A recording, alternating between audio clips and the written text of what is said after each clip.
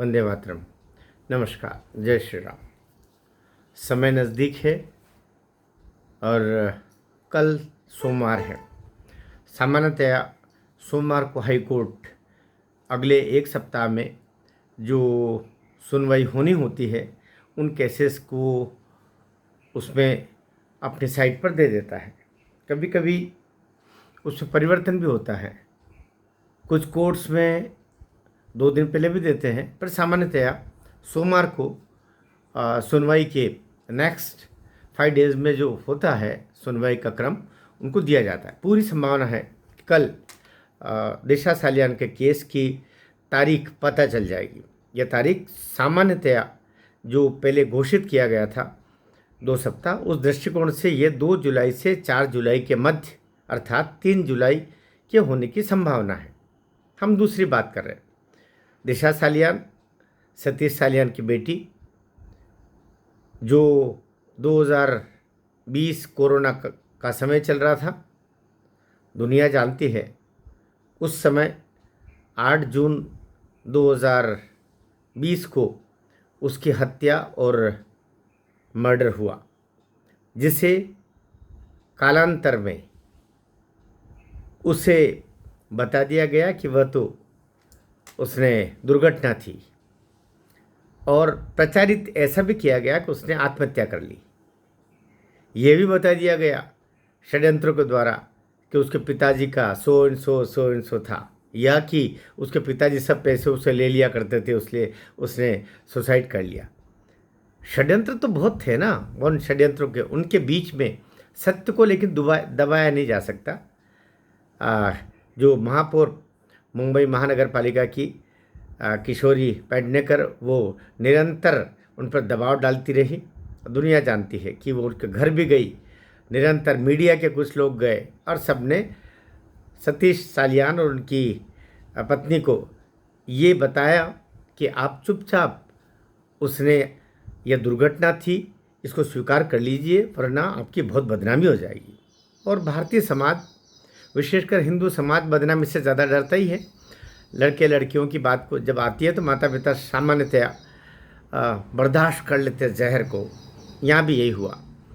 अब बात चल रही है कि सब जानते हैं, दूसरा पक्ष भी, कि किस तरीके से रोहन रॉय, जो उसका मंगेतर था, तथाकथित, हो सकता है मंगेतर भी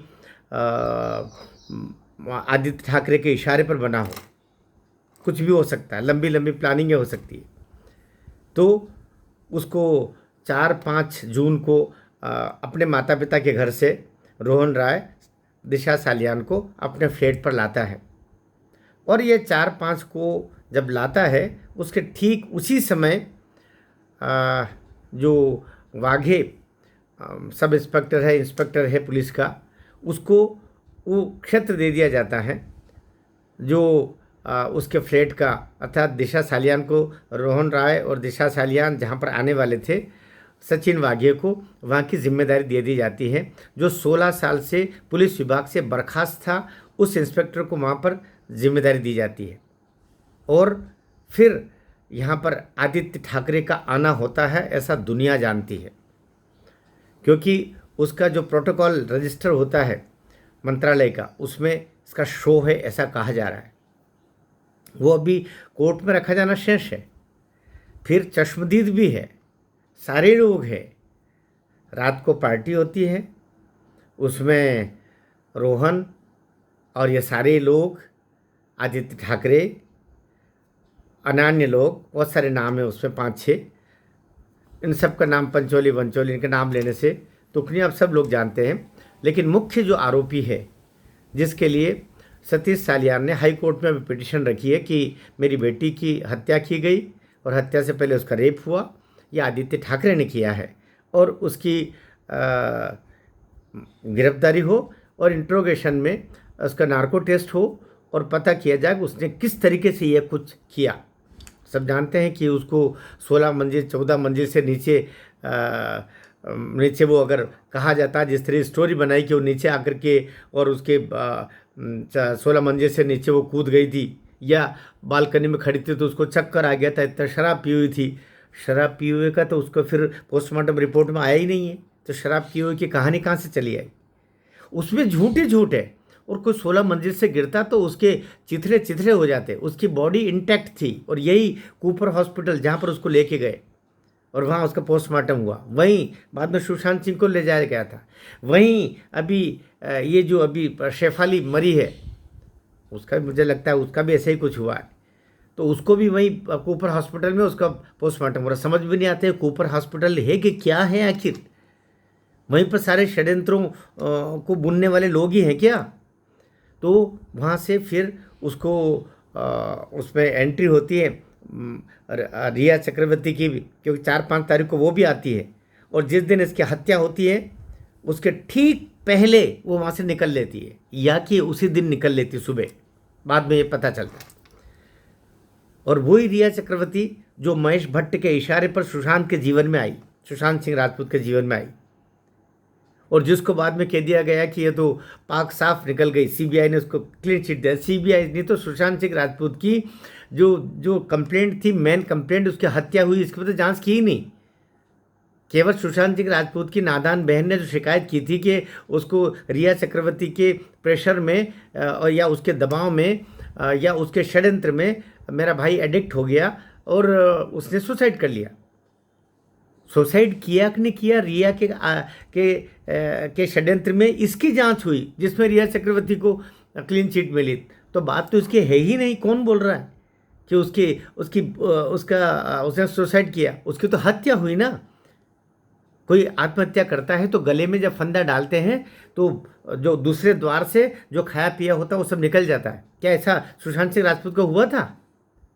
कोई चिन्ह नहीं है, न गले पर वो चिन्ह है, न वो जो उसका रेपरकशंस होते हैं, उसका जो परिणाम होता है उस समय आत्महत्या करने वालों का, वो भी नहीं हुआ। और सबसे पहले जाकर के और संदीप सिंह एंड कंपनी किसने उसको वहाँ से उतारा? सारे सबूत खत्म कर दिए। उसके बाद में जाकर के और वही कूपर से सुपर डुपर कर दिए तुम लोगों ने, और फटाफट सारे काम निपटा दिए, जलाने जुलूने का सब। तो इसलिए ये सारे पर्दे खुलेंगे। मैं कहना ये चाह रहा हूँ, अभी 3 जुलाई को जब हियरिंग होगी तो दिशा सालियान स्वयं आएगी किसी माध्यम से। ये माध्यम कोई न कोई वकील होगा। ये जो अभी बड़े बड़े जो जगहों पर उनको तांत्रिक मंत्रिक को बुला करके और किया जा रहा है ना, लेकिन एक तांत्रिक मांत्रिक आसमान में और बैठा हुआ है, जो अधूरी अतृप्त आत्मा दिशा सालियान की है। वो कहीं न कहीं से कोई तांत्रिक का प्रभाव से वो पहुंचेगी कोर्ट में, और वो बताएगी किस तरीके से कौन कौन लोग थे और किस तरीके से आदित्य ठाकरे ने उसका पहले रेप किया, फिर मर्डर हुआ, फिर कैसे फेंका गया, कौन कौन लोग उसमें शामिल थे। ये सब दिया। वो घड़ी आ रही है, बहुत नज़दीक घड़ी आ रही है, जिसमें दिशा सालियान ये सारा कुछ बताएगी। प्रतीक्षा कीजिए, बहुत नज़दीक समय है। भारत माता की जय।